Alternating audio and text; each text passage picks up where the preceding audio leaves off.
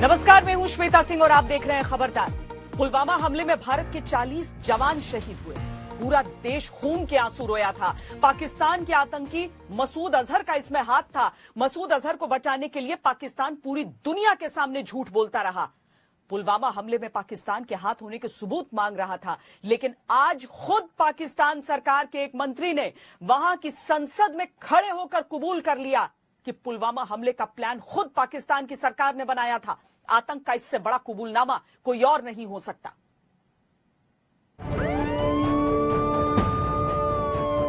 किसी किस्म की आप तहकीकात करवाना चाहते हैं इस इंसिडेंट में कि कोई पाकिस्तानी इसमें मुलव्वस था, हम तैयार हैं। अगर आपके पास कोई एक्शनेबल इंटेलिजेंस है कि पाकिस्तानी इन्वॉल्व है, वो हमें दे। मैं आपको गारंटी करता हूं कि हम एक्शन लेंगे। पुलवामा पर किसी से क्या पूछना और क्या सबूत मांगना, इमरान खान के खासम खास मंत्री ने ही खुलासा कर दिया। जिस एतमाद से उन्होंने आके ये बातें की यहाँ पर कि स्पीकर जनाब शाह महमूद कुरैशी साहब की टांगें कांप रही थी, कह रहे थे हिंदुस्तान हमला कर रहा है। हमने हिंदुस्तान को घुस के मारा है जनाब स्पीकर वहां पे। और पुलवामा में जो कामयाबी है, पुलवामा में जो हमारी कामयाबी है, वो इमरान खान की क़यादत में इस कौम की कामयाबी है। उसके हिस्सेदार आप भी सब हैं, उसके हिस्सेदार हम भी सब हैं। ये इमरान खान के दुलारे मंत्री फवाद चौधरी हैं। आज पुलवामा पर खुलकर सच्चाई कबूल कर ली। पाकिस्तान की संसद में खड़े होकर क्रेडिट ले लिया। आतंक पर ऐसी बेशर्मी सिर्फ आतंकिस्तान में होती है। पाकिस्तान एक आतंकवादी देश है।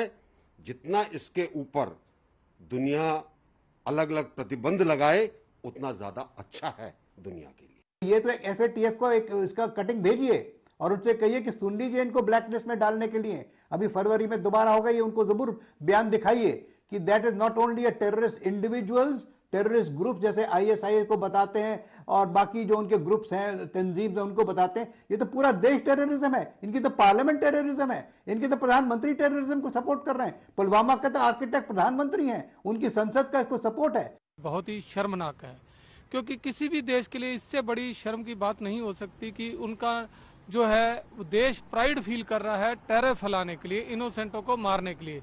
तो बड़े दुख की बात है कि पाकिस्तान अब फुल गवर्नमेंट सपोर्ट से टेरर फैलाने में लगा हुआ है और खुद ही एडमिट कर रहा है। पुलवामा हमले पर पूरी दुनिया से पाकिस्तान झूठ बोलता रहा। पुलवामा के गुनहगार मसूद अजहर को बार बार बचाता रहा, लेकिन अब तो खुद ही पाकिस्तान ने कबूल कर लिया है कि पुलवामा का प्लान इमरान और बाजवा ने बैठकर बनाया था। पाकिस्तान के आतंक के खिलाफ इससे बड़ा सबूत दुनिया को और क्या चाहिए। आज तक ब्यूरो।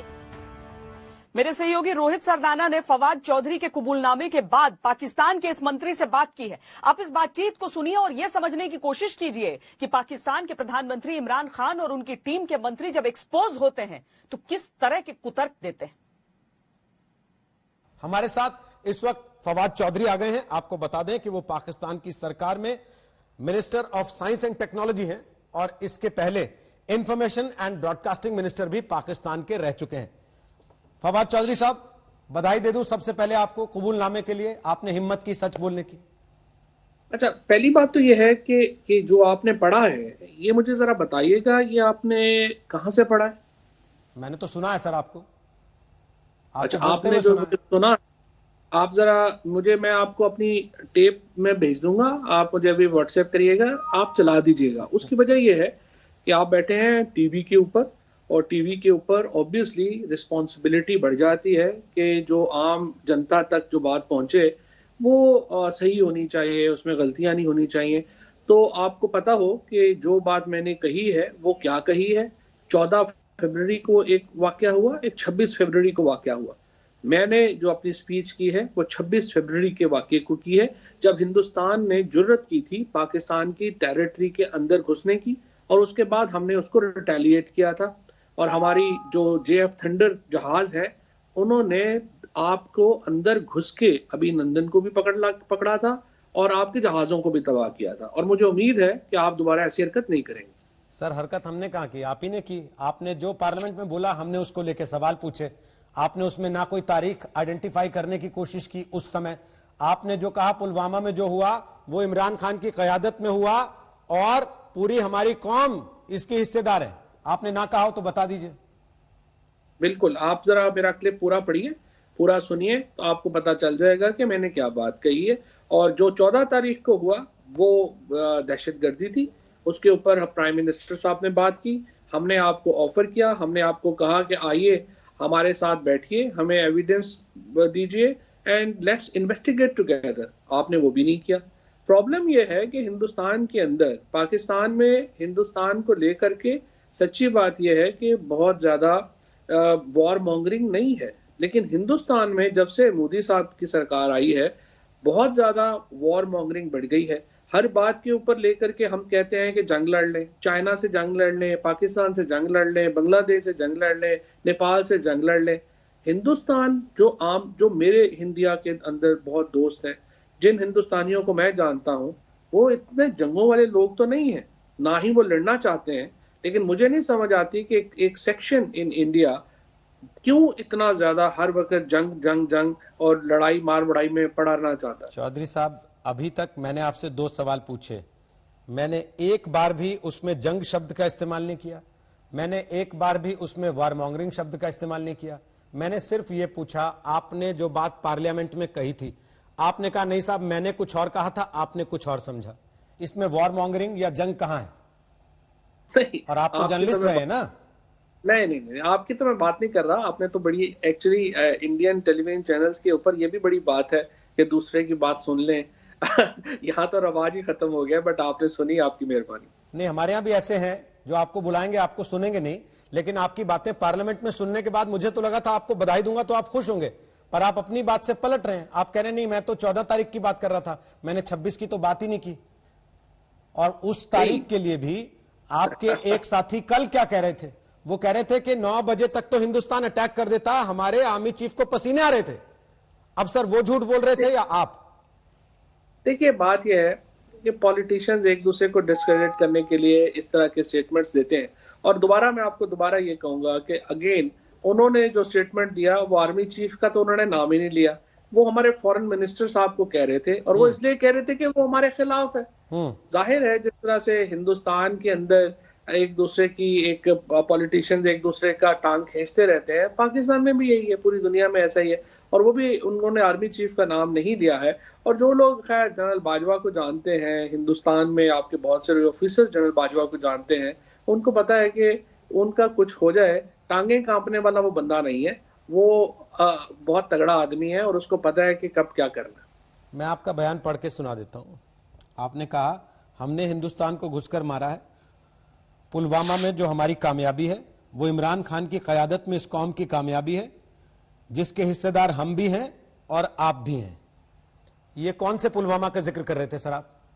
ये देखिए, जब आप पुलवामा की बात करते हैं ना, तो वो जो 96 आवर्स का बालाकोट के बाद का सारा वाकया है ना, जैसे आप 1965 की जंग का कहते हैं, तो 1965 की जंग क्या थी? आप वो तो ऑपरेशन जबराल्टर का फिर अलहदा जिक्र करें, कारगिल की जंग क्या थी? कारगिल को हम पहले कहें कि LOC के ऊपर ये हुआ, फिर वो हुआ, और जब अगर आप पूरा करते हैं तो आप कहते हैं कारगिल में ये हुआ, 65 में ये हुआ, 71 में ये हुआ, तो आप एक उसको जोड़ देते हैं ना, वो ये मतलब थोड़ी है। आपने स्पेसिफिकली पुलवामा शब्द कहा, यहां पुलवामा में अटैक हुआ था, सेना के जवान शहीद हुए थे, इसलिए पुलवामा पे मेरा सवाल है। आप क्योंकि जिस तरीके से आप बता रहे हैं मुझे लगता है आप बहुत गहराई से उस इलाके को जानते हैं, तो आपको मालूम है सर पुलवामा है कहां एक्चुअली जिसका आप जिक्र कर रहे थे?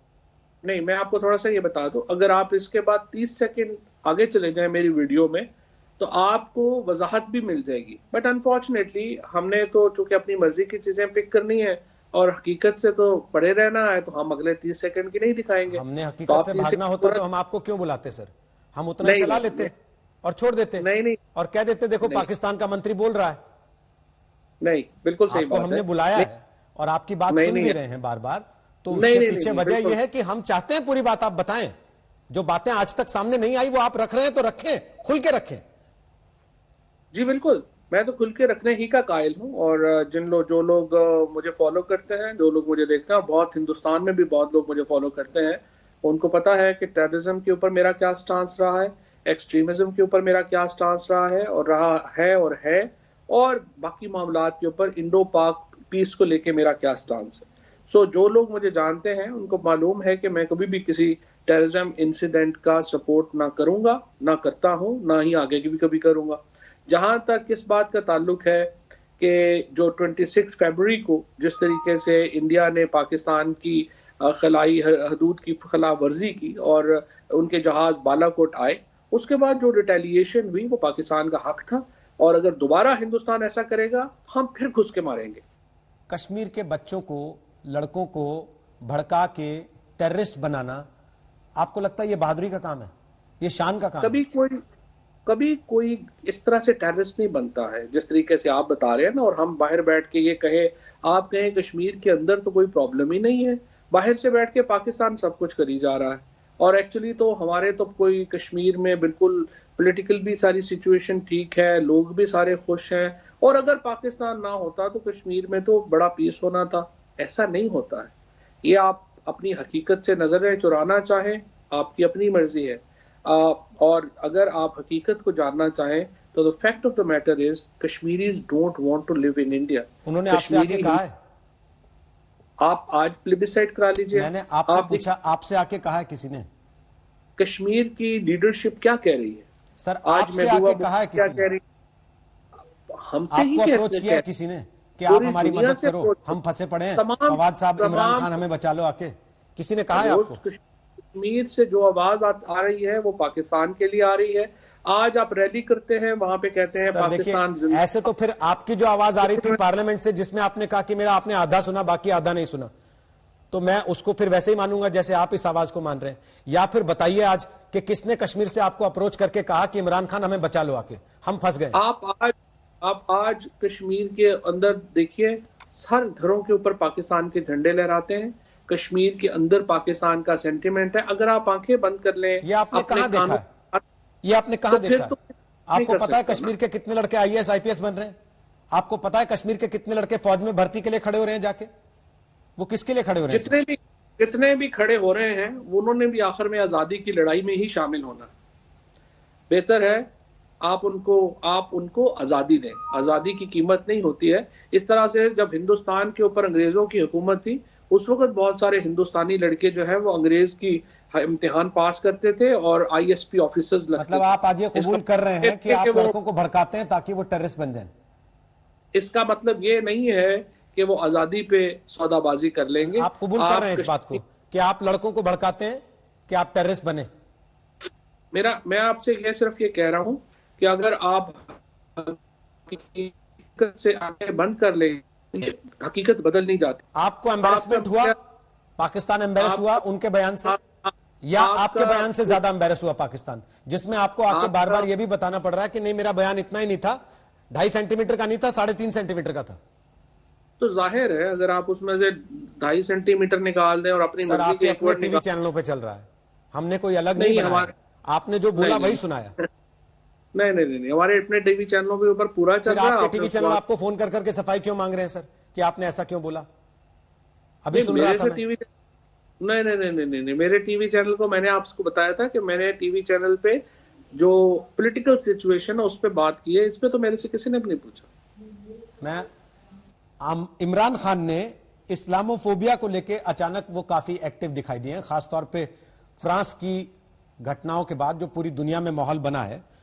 वो कह रहे हैं कि इस्लामोफोबिया फैलाया जा रहा है। कुछ लोगों को लगता है कि वो ये एक्टिविज्म जानबूझ के कर रहे हैं ताकि पाकिस्तान की टेरर एक्टिविटीज को एक कवर दिया जा सके। आप क्या कहेंगे इस पर? देखिए, आप मेरा ख्याल है कि हर बात के ऊपर अगर आप इसको इस तरह से जोड़ना शुरू कर देंगे तो जाहिर है कि वो तो एक बिल्कुल बेवकूफाना बात है। जो भी मुसलमान, और जाहिर है कि हिंदुस्तान में बहुत ज्यादा मुसलमान है, और उनका जो मुसलमानों का जो ईमान है वो मुकम्मल ही नहीं होता इश्क रसूल के बगैर। और जो लोग भी मुसलमान हैं वो हजरत मोहम्मद सल्लल्लाहु अलैहि वसल्लम से इश्क करते हैं, उनकी तौहीन नाकाबिले बर्दाश्त है। चीन में मस्जिदें तोड़ के टॉयलेट बना दिए गए, इमरान खान ने एक शब्द नहीं बोला उस पर। ये कैसा साथ है? ये तो आपका ये तो हिंदुस्तान का मीडिया ये बात करता है। सर हमारा मीडिया नहीं, ये चाइनीज मीडिया बता रहा है, हमने नहीं बताया। ये चाइना से आपके यहाँ बैन होगी शायद कि देखने ना दी जाए लोगों को, लेकिन यहाँ दिखता है सब कुछ। आप ही के मीडिया पे आता है, और आप लोगों को चाइना फोबिया हुआ है आजकल। आप चाइना से अपने मामला ठीक करें बजाय इसके कि हर एक के खिलाफ ही आप रोते पिटते रहे। तो आपके हिसाब से चाइना में मुसलमान खुश हैं, बहुत आराम की जिंदगी जी रहे हैं, बहुत बढ़िया चल रहा है उनका वहां पे? हिंदुस्तान से तो 12 हालात वहां बेहतर हैं। जो कुछ हिंदुस्तान में हो रहा है, जो उइगर मुसलमानों के साथ हो रहा है, वो हिंदुस्तान के मुसलमानों से बेहतर हालात में है। के फ्रीजर से गोश्त निकल आए और लिंचिंग कर रहे हैं आपके यहाँ लोगों को। यहाँ पे मुसलमानों के साथ जो हो रहा है, पाकिस्तान की उस पे सहमति है? पाकिस्तान मंजूरी देता है उसको? मेरा ख्याल है कि वहां पे मुसलमानों के जो हालात हैं वो हिंदुस्तान से बुरे हालात तो इस वक्त दुनिया में कहीं नहीं है। इतना डर क्यों लगता है सर आपको चीन से? इतने बड़े मंत्री हैं आप, इतना डरते हैं चीन से? भाई बात यह है कि आपकी लड़ाई है ना, उसको मना कर रहे हैं आप। मैं कौन सा कह रहा हूं आप हिंदुस्तान के साथ लड़ाई लड़िए चीन से? मैं तो केवल ये कह रहा हूं जिन मुसलमानों के लिए आप दुनिया भर को चिट्ठियां लिखते घूम रहे हैं इमरान खान, वो मुसलमान चीन में हैं, पिस रहे हैं, दब रहे हैं, मर रहे हैं, उनको उनका मजहब नहीं मानने दिया जा रहा। आप कम से कम 2 अक्षर तो बोल सकते हैं उनके लिए। इतना डरते क्यों है चीन से? मुझे पता है लद्दाख में अभी आपको जो मार पड़ी है उसके बाद आप बहुत दुखी हैं चीन को लेकर के, तो लेकिन आप चीन से अपनी लड़ाई खुद लड़िए, हमें क्यों शामिल कर रहे हैं? लद्दाख में किसने किसको मारा है, जिसको पता है उसको याद है अच्छे से, और याद रहेगा, और कभी भूलेगा नहीं वो उस चीज को। लेकिन मैं फिर पूछ रहा हूं, आप चीन से इतना डरते क्यों हैं? क्यों आपको डर लगता है ये कहने में कि चीन मुसलमानों के साथ ठीक बर्ताव नहीं कर रहा? और मुझे नहीं पता कि 1962 में जब इतनी बुरी शिकस्त हुई हिंदुस्तान को चीन से, अब दोबारा किसने हिंदुस्तान को ये बताया कि दोबारा भी मार? एक कहावत है, आप तो बड़े अच्छे से समझते होंगे, खुद मियां फजीहत औरों को नसीहत। तो कम से कम आपको तो ऐसी बातें नहीं करनी चाहिए पाकिस्तान की तरफ से बोलते हुए। मैं एक चीज और पूछ रहा हूं, FATF में अभी जब ग्रे लिस्ट में नाम आ गया पाकिस्तान का, तो आप लोग बड़े खुश हुए थे कि चलो ब्लैक लिस्ट होने से बच गए। आपको लगता है कि आपने लास्ट स्टेप जो ब्लैक लिस्ट होने के लिए चाहिए था वो आज उठा दिया पार्लियामेंट में, ये बोल के कि पुलवामा के लिए क्रेडिट इमरान खान को जाना चाहिए, भले ही अब आप डिनाई कर रहे हैं कि नहीं मैंने वैसा नहीं कहा था? नहीं, मेरा ख्याल है कि FATF में तो फरवरी में हम जो है वो बिल्कुल मुकम्मल बाहर आ जाएंगे और उसमें कोई ऐसी कोई इशू नहीं है। लेकिन जहां तक इस बात का ताल्लुक है कि हिंदुस्तान का जो मुसलमान है वो परेशान है, कश्मीरी परेशान, उसने जिसको वोट देना वो उसी को देगा, तो उसके लिए कैंपेनिंग करने का फायदा नहीं। लेकिन चाइना के साथ आपके स्ट्रेटेजिक टाइप्स हो रहे हैं, आप बिजनेस डीलिंग्स में हैं, आप उनकी एक कंपनी बन चुके हैं, तो कम से कम चीन में जो मुसलमान होंगे उनमें हो सकता है कुछ एक आपके यहां से भी जाने पड़े। उनकी बेहतरी के लिए थोड़ी दुआ कर लीजिए, चीन से मांग लीजिए। डर क्यों रहे हैं इतना चीन के बारे में बोलते हुए? बात यह है कि हिंदुस्तान के, मैं इस वक्त एक हिंदी टीवी के ऊपर हूं और मुझे लगा यह है कि आपको चाइना का फोबिया हो गया है। आप हर बात में चाइना को ला रहे हैं, तो मुझे लगता है, मुझे जरा बताइए कि क्या चाइना का फोबिया किसको है? ये 15-20 मिनट की बातचीत सुनने के बाद सबको क्लियर हो जाएगा। पर आप आए आज तक पर, आपने हमसे बात की, उसके लिए मैं आपको शुक्रिया नहीं कहूंगा सर, मैं गेट वेल सून कहूंगा। गेट वेल सून, आज तक पर आए, चलिए आगे उम्मीद करेंगे जब आएंगे तो बेहतर स्थिति में कुछ बात होगी। टेररिस्तान के मंत्री को भी चाइना से कितना टेरर है वो इस बात से आपको पूरी तरह से समझ में आ गया होगा। वैसे पुलवामा हमले में पाकिस्तान का ही हाथ था, यह भारत पहले दिन से कह रहा है। इसीलिए पाकिस्तान जब नहीं माना तो बालाकोट में घुसकर भारत ने पाकिस्तान को सबक सिखाया, मसूद अजहर के आतंकी अड्डों को तबाह किया। 26 फरवरी की एयर स्ट्राइक पाकिस्तान कभी नहीं भूल सकता। उसे तो विंग कमांडर अभिनंदन की रिहाई भी रह रहकर याद आती है। विंग कमांडर अभिनंदन की रिहाई का पूरा सच पाकिस्तान की संसद में खुला। पाकिस्तान कैसे भारत से डरा हुआ था, कैसे इमरान और बाजवा के पैर कांप रहे थे, कैसे शाह महमूद कुरैशी का पसीना छूट गया था, खुद पाकिस्तान के एक बड़े नेता ने वहां की संसद में खुलासा किया।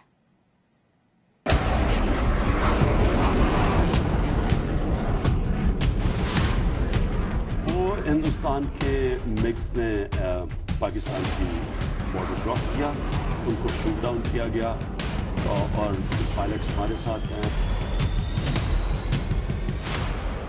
पैर कांप रहे थे, पसीने माथे पे थे और हमसे शाह महमूद साहब ने कहा, फॉरेन मिनिस्टर साहब ने, कि खुदा का वास्ता है अब इसको वापस जाने दें, चूंकि 9 बजे रात को हिंदुस्तान पाकिस्तान पे अटैक कर रहा है। अगर पाकिस्तान अभिनंदन को ना छोड़ता तो भारत क्या हाल करता, ये सोचकर आज भी पाकिस्तान कांप जाता है। पाकिस्तान के इस सांसद ने पाकिस्तान की ही संसद में पाकिस्तान में भारत के सबसे बड़े खौफ का एक एक सच बता दिया। फॉरेन मिनिस्टर साहब ने कि खुदा का वास्ता है अब इसको वापस जाने दें। पाकिस्तान के इस सांसद ने अभिनंदन की रिहाई की इनसाइड स्टोरी बता दी है। ये सीक्रेट पूरी दुनिया को पता चल गया। प्राइम मिनिस्टर साहब ने आने से इनकार कर दिया और चीफ ऑफ आर्मी स्टाफ तशरीफ लाए।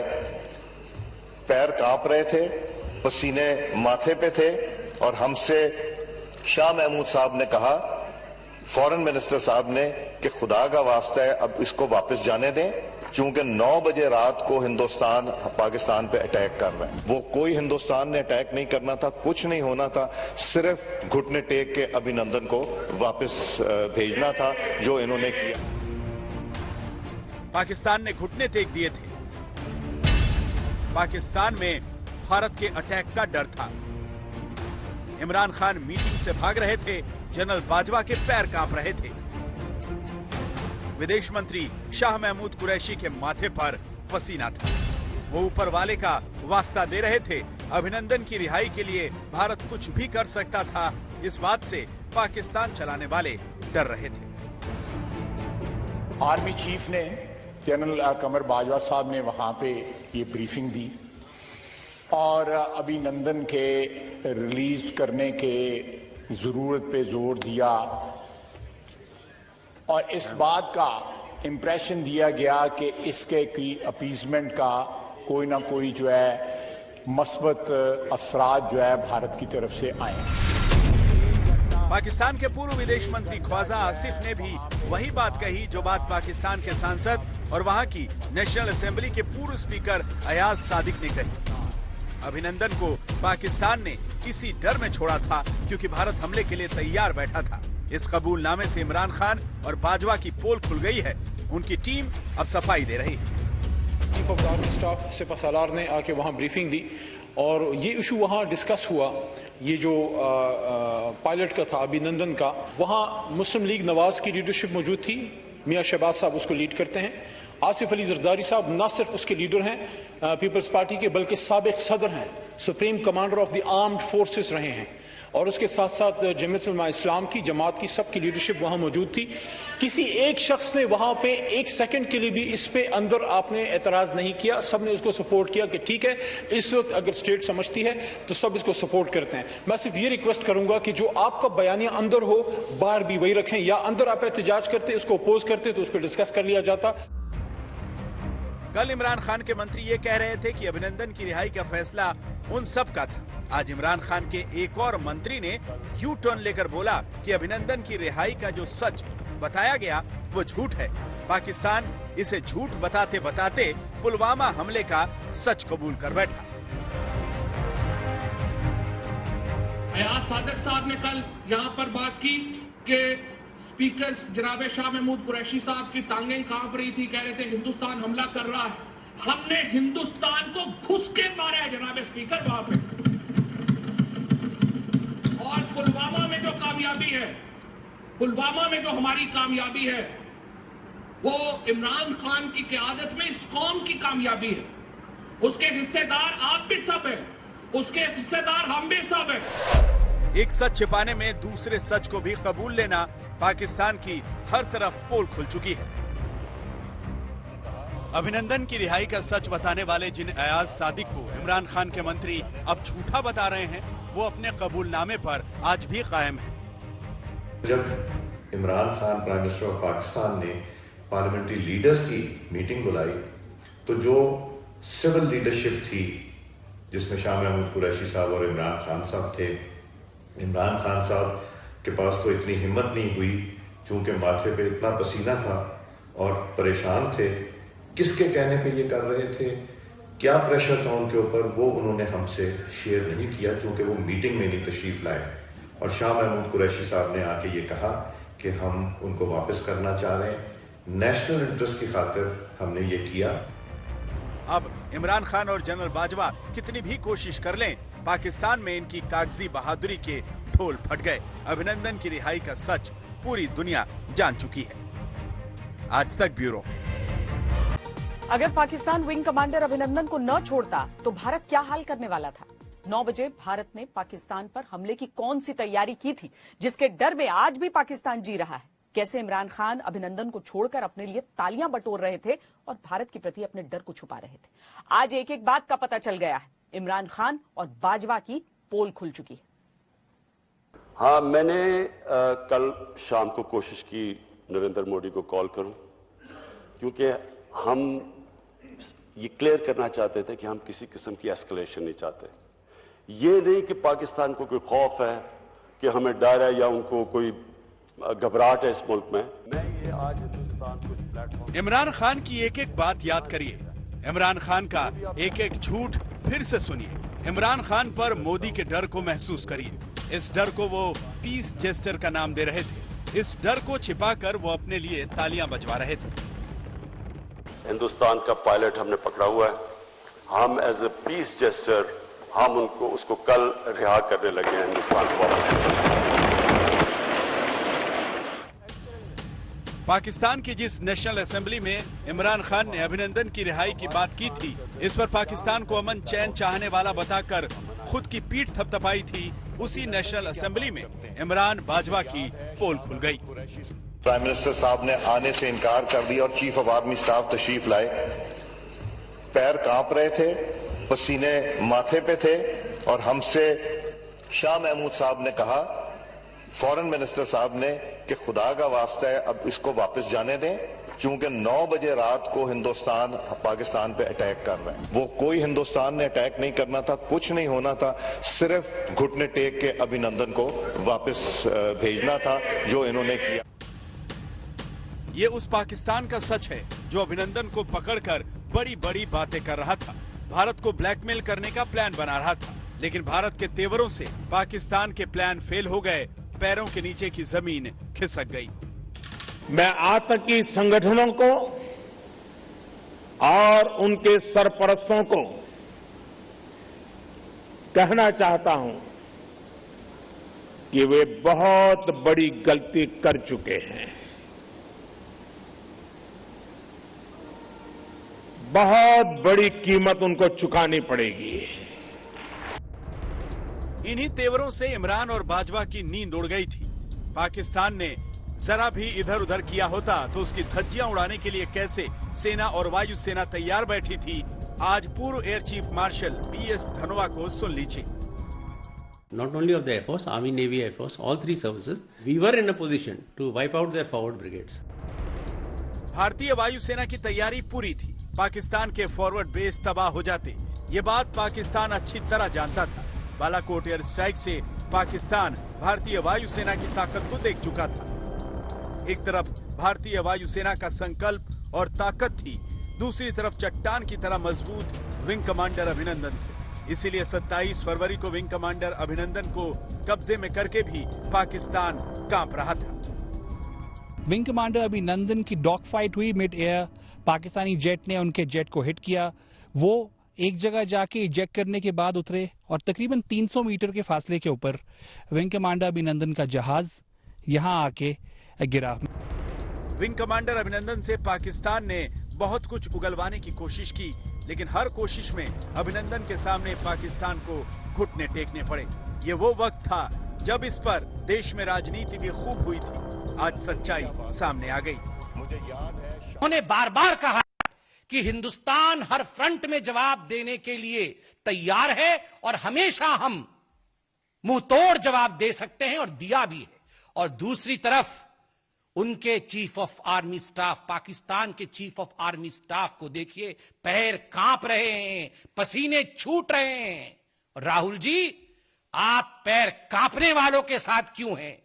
पसीने छूटने वालों के साथ क्यों हैं? आप उनके साथ क्यों नहीं हैं जिनके पांव जमे हुए हैं? भारत की जवाबी कार्रवाई का पाकिस्तान को हर पल डर सता रहा था। अभिनंदन को कब्जे में रखने का हर मिनट अब पाकिस्तान को भारी लग रहा था और 72 घंटे के अंदर ही अभिनंदन को रिहा करना पड़ा। तो अभी एक पायलट प्रोजेक्ट हो गया।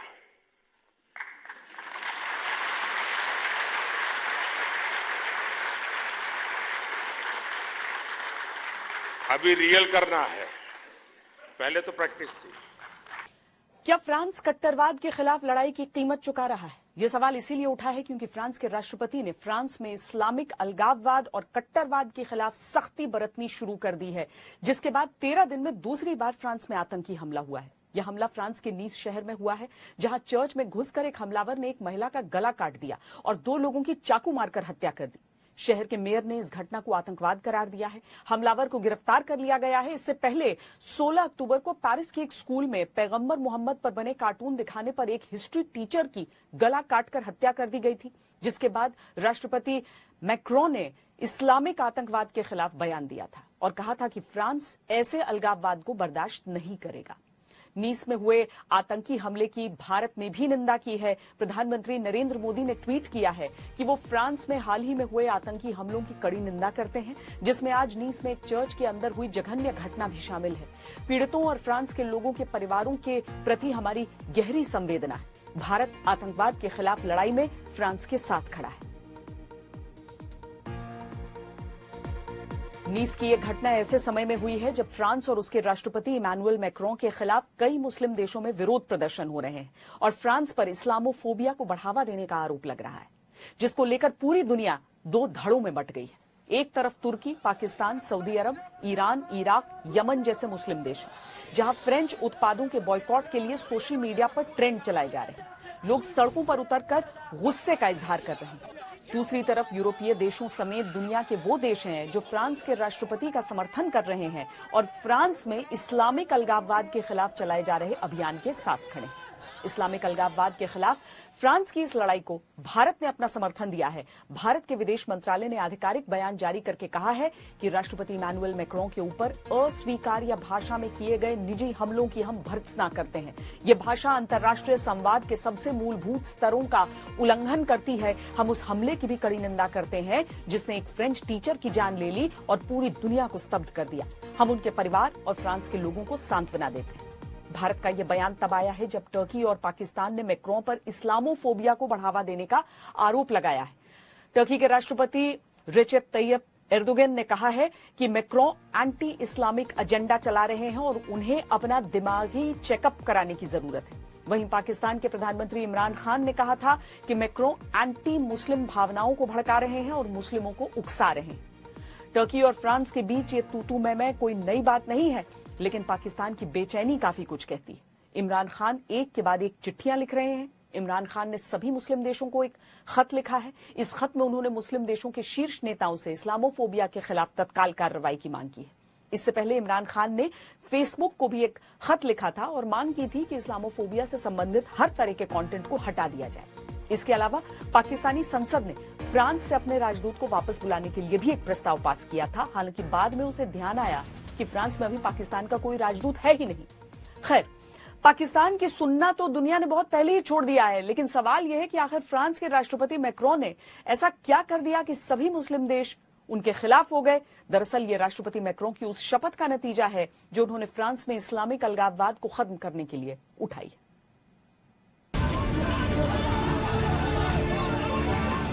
हम अपने हुक्मरानों से कहते हैं कि फ्रांसीसी तमाम जितने भी सफीर हैं इन सबको मुल्क बदर किया जाए और फ्रांसीसी मसनूआत का बायकॉट किया जाए।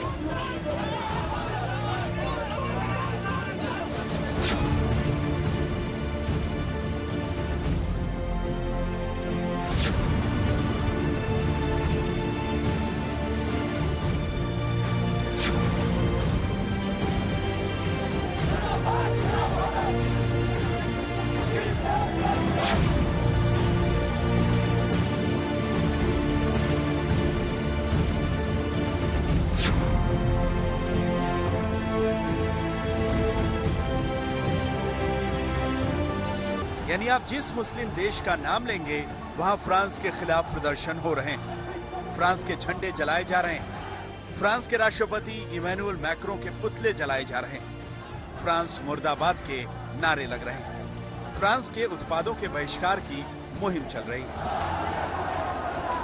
और ये इसलिए हो रहा है क्योंकि फ्रांस के राष्ट्रपति मैक्रों ने अपने देश में इस्लामिक आतंकवाद और कट्टरवाद के खिलाफ लड़ने का ऐलान किया है। What we must fight is Islamist हमें इस्लामिक कट्टरवाद से लड़ना ही होगा। socio-political project. मुस्लिम देश इसलिए गुस्से से उबल रहे हैं क्योंकि मैक्रो ने फ्रांस में इस्लामिक कट्टरवाद के खिलाफ खुली जंग छेड़ दी है। और इसकी शुरुआत हुई 16 अक्टूबर के दिन, जब पेरिस में एक स्कूल टीचर सैमुअल पैटी की गला रेतकर हत्या कर दी गई क्योंकि उसने स्टूडेंट्स को पैगंबर मोहम्मद पर बने कार्टून क्लास में दिखाए थे। जिसके बाद इमैनुअल मैक्रो ने इस्लामिक कट्टरवाद के खिलाफ अपनी लड़ाई को और मजबूत करने की कसम खाई थी। हमारे हमवतन साथी पर बड़ा हमला किया गया। सैमुअल पैटी इस्लामिक आतंकवादी हमले का शिकार बना। वो हमें बांटना चाहते हैं, लेकिन हम ऐसा नहीं होने देंगे। हमें एक देश के नागरिकों के रूप में साथ आना होगा। इस्लामिक कट्टरवाद को कड़ा मैसेज देने के लिए फ्रांस के राष्ट्रपति मैक्रो ने सैमुअल पैटी के प्रति सम्मान जाहिर किया। पैटी को मरणोपरांत फ्रांस का सर्वोच्च नागरिक सम्मान दिया गया और इस समारोह में खुद मैक्रो शामिल हुए और उन्होंने एक बार फिर इस्लामिक आतंकवाद को मैसेज दिया। ये बात कई इस्लामिक देशों को नागवार गुजरी। उन्होंने इसे इस्लामोफोबिया फैलाने का एजेंडा माना। सबसे ज्यादा चुभन हुई टर्की के राष्ट्रपति को।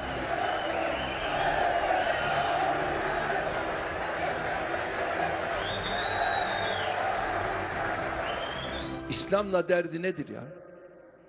इस मैक्रो को इस्लाम और मुस्लिमों से परेशानी क्या है?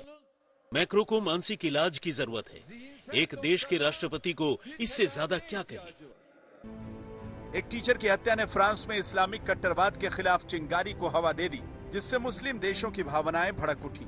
लेकिन टीचर की हत्या से पहले ही फ्रांस में और मुस्लिम देशों के बीच दरार बढ़ गई थी। 2 अक्टूबर को मैक्रो ने इस्लामिक आतंकवाद के खिलाफ मुहिम छेड़ने का ऐलान करते हुए कहा था, फ्रांस सरकार एक नया कानून लाने वाली है जिससे वहां धर्म को शिक्षा व्यवस्था से दूर रखा जा सके।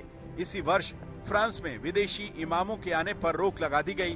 फ्रांस में हर साल करीब 300 इमाम दुनिया भर के देशों से आते हैं। फ्रांस में ऐसी 160 मस्जिदें बंद करने का फैसला लिया गया है, जिस पर कट्टरवाद को बढ़ावा देने का शक है। और अब जबकि इस्लामिक कट्टरवाद के खिलाफ फ्रांस से मुस्लिम देशों के दिलों में आग लगी हुई है, तब मैक्रो ने इस लड़ाई को जारी रखने की कसम दोहराई। Samuel Paty est devenu vendredi. Samuel Paty हमारे प्रजातंत्र का चेहरा है। आतंकवाद और इस्लामिक कट्टरपंथ को खत्म करने की हमारी कोशिशों का चेहरा है। फ्रांस में नागरिकों की आजादी का चेहरा है। De vivre comme une communauté de citoyens libres. Islamic कट्टरवाद के खिलाफ मैक्रो की ये कसम टर्की के बाद किसी और को सबसे ज्यादा चुभी है तो वो है पाकिस्तान, जिसे अपने देश में नागरिकों के अधिकारों की कोई चिंता नहीं है। वो संसद में प्रस्ताव पास करके फ्रांस की निंदा कर रहा है। इमरान खान ट्वीट करके कहते हैं, ये दुर्भाग्यपूर्ण है कि मैक्रो ने इस्लामोफोबिया को बढ़ावा देने का रास्ता चुना है। तभी तो आतंकवादियों पर हमला करने के बजाय इस्लाम पर हमला किया। आतंकवादी चाहे मुसलमान हो, श्वेत वर्चस्ववादी हो या नाजी विचारक। पाकिस्तान, तुर्की और बाकी मुस्लिम देशों की बेचैनी इस्लामोफोबिया को लेकर है। कट्टरवाद के खिलाफ फ्रांस ने मोर्चा खोला है और इस लड़ाई में भारत भी फ्रांस के साथ है। आज तक ब्यूरो। की दूसरी लहर यूरोप और अमेरिका में कहर बरपा रही है। इस संकट के बढ़ने की आशंका से भारत की इकोनॉमी भी घबराहट में है। मुश्किलों में लॉकडाउन के असर से उबरने के बाद अब भारतीय अर्थव्यवस्था में कोरोना का एक और कहर सहन करने का साहस नहीं है। आखिर क्या है ये सेकेंड वेव और कितना इससे डरने की जरूरत है, देखिए इस रिपोर्ट में।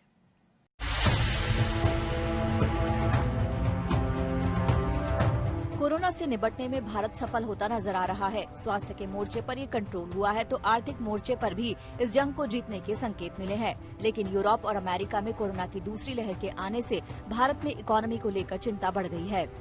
The economy and the health or the COVID is very much connected to each other, and there's a very strong correlation between the two. The moment we see that this will go down, the economy and the sentiments will start looking up. We have to take all precautions. Only if we take precautions will we be able to survive this COVID pandemic surge, which has happened again, say, in Europe, and has caused some alarms to our country also, especially with the winters setting in.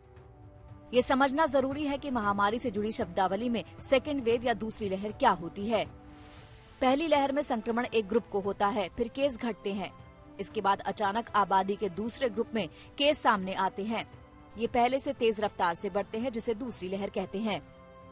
Europe और उत्तरी America में इस समय case तेजी से बढ़ रहे हैं, जो कोरोना की दूसरी लहर है। इस वजह से भारत में भी इससे सावधान रहने की जरूरत है। दरअसल कोरोना का आगाज इन देशों में पहले हुआ था और इसके बाद ये भारत आया था। वहाँ पर ये भारत से पहले पीक पर पहुँचा था। अब इन देशों में जिस तरह से कोरोना की दूसरी लहर आई है, उससे भारत में इसके आने का खतरा कई गुना बढ़ गया है। अमेरिका और यूरोप में अगर सेकेंड वेव कोरोना की आ सकती है तो इंडिया में तो जरूर आ सकती है, बिकॉज हमारी पॉपुलेशन बहुत ज्यादा है और डेफिनेटली हम कोई इम्यून नहीं है कोरोना से। ये हमने फर्स्ट वेव से भी देख लिया है। तो ये हमें पता है कि हमें कोरोना के साथ जीना है, प्रिकॉशंस हमें सारी रखनी है, वरना सेकेंड वेव भी आएगी, आ सकती है, जिसके लिए हमें सतर्क रहना है। तो प्रदूषण में और सर्दियों में वैसे ही सांस की जो बीमारियां होती हैं वो बहुत ज्यादा बढ़ जाती हैं। दशहरे और दिवाली का भी जो प्रदूषण होता है उससे सांस की तकलीफ वाले लोग बहुत परेशान होते हैं, नॉर्मल सिचुएशंस में भी। तो जो कोविड है, जो कोरोना है, वो भी सांस की बीमारी है। तो कोरोना की कॉम्प्लिकेशंस डेफिनेटली ये पोल्यूशन के मौसम में बहुत ज्यादा होंगी, इसलिए हमें ज्यादा सावधानी बरतनी पड़ेगी।